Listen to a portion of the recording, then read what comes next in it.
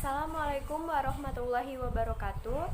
Perkenalkan, kami dari kelompok 4 ingin mempresentasikan hasil diskusi kami yang berjudul Ejaan Tanda Baca atau EBI. Sebelumnya saya akan memperkenalkan rekan-rekan kelompok saya terlebih dahulu. Saya sendiri Lailatul Husna Aulia sebagai pemateri pertama, yang kedua Nora Arianti Siregar sebagai pemateri kedua, yang ketiga Aris Fahri Muhammadiyah sebagai pemateri ketiga, dan yang keempat ada M. Arif Aulia sebagai pemateri keempat. Baiklah, langsung saja kita mulai pada pemateri yang pertama. A. Pengertian ejaan. Ejaan adalah keseluruhan peraturan bagaimana melambangkan bunyi ujaran dan bagaimana antar hubungan lambang-lambang yang dimaksud. Bahwa yang dimaksud adalah penulisan huruf, penulisan kata, dan penggunaan tanda baca. Dalam suatu bahasa, sistem ejaan lazimnya memiliki 3 aspek. Aspek yang pertama, aspek fonologis, yaitu menyangkut pelambangan fonem dengan huruf dan penyusunan abjad. Yang kedua, aspek morfologis, yaitu pelambangan satuan-satuan morfemis. Yang ketiga, aspek sintaksis, pelambangan ujaran dan tanda baca. B. Tanda baca. 1. Tanda titik. Tanda titik dipakai pada akhir kalimat yang bukan pernyataan atau seruan. Contoh, Ainul Mardiah adalah bidadari tercantik di surga. Titik. Contoh kedua, tanda titik dipakai di belakang angka atau huruf dalam suatu bagan, ikhtisar, atau daftar. Contoh 1. Departemen Pendidikan Nasional. Contoh ketiga, tanda titik dipakai untuk memisahkan angka jam, menit, detik yang menunjukkan waktu. Contoh, pukul 12.45. 2. Tanda koma.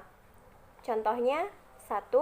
Tanda koma dipakai di antara unsur-unsur dalam suatu perincian atau pembilangan. Contoh, Andi membeli peci, sajadah, dan tasbih.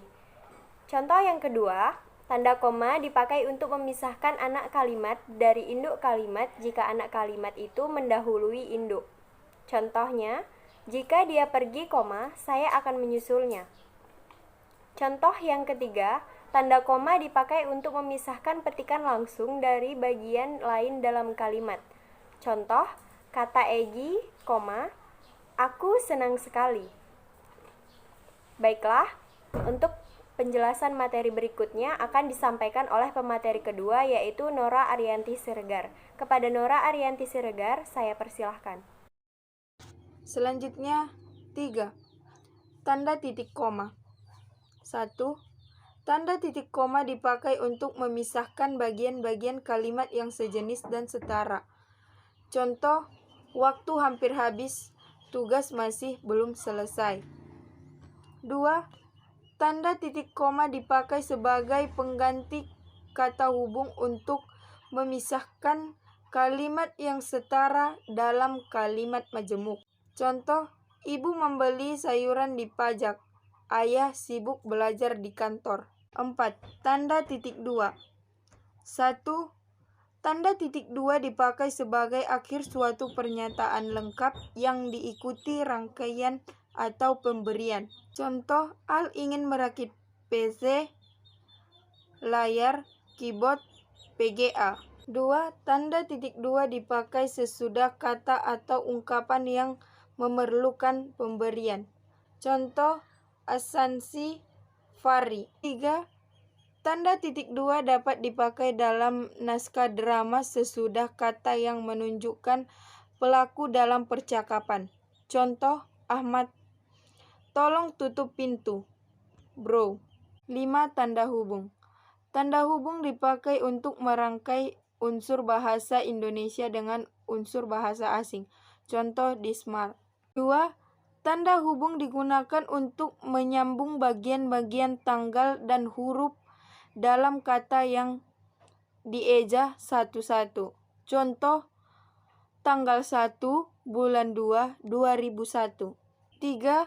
Kata hubung digunakan untuk menyambung unsur-unsur kata ulang. Contoh, ada ibu-ibu guys. 6. Tanda pisah. 1. Tanda pisah dipakai untuk membatasi penyisipan kata dan kalimat yang memberi penjelasan di luar bangun utama kalimat. Contoh, kemerdekaan itu hak segala bangsa, harus dipertahankan. 2. Tanda pisah dipakai di antara dua bilangan tanggal dan tempat dengan arti sampai dengan atau sampai ke. Contoh, tahun 1945 sampai 2021. 7. Tanda tanya. Tanda tanya dipakai pada akhir kalimat tanya. Contoh, kapan dia pulang? Tanda tanya dipakai di dalam tanda kurung untuk menyatakan bagian kalimat yang disangsikan atau yang kurang dapat dibuktikan kebenarannya.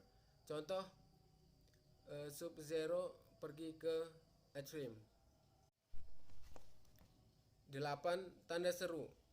Tanda seru dipakai untuk mengakhiri ungkapan atau pernyataan yang berupa seruan atau perintah yang menggambarkan kesungguhannya, ketidakpercayaan, ataupun emosi yang kuat.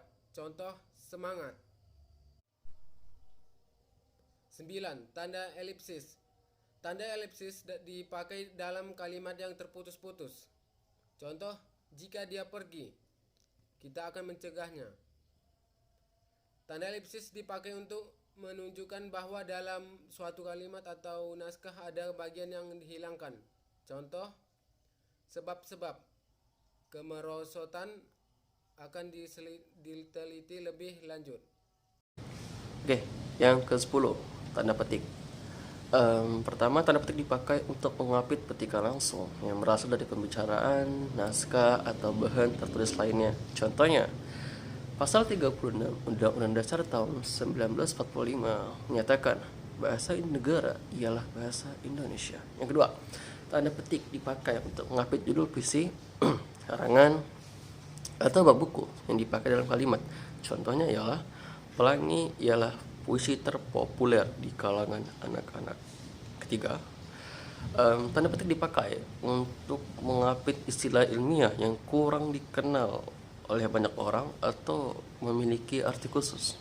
Contohnya ialah pekerjaan itu dilaksanakan dengan cara coba dan alat saja. Lanjut. 11. Tanda petik tunggal.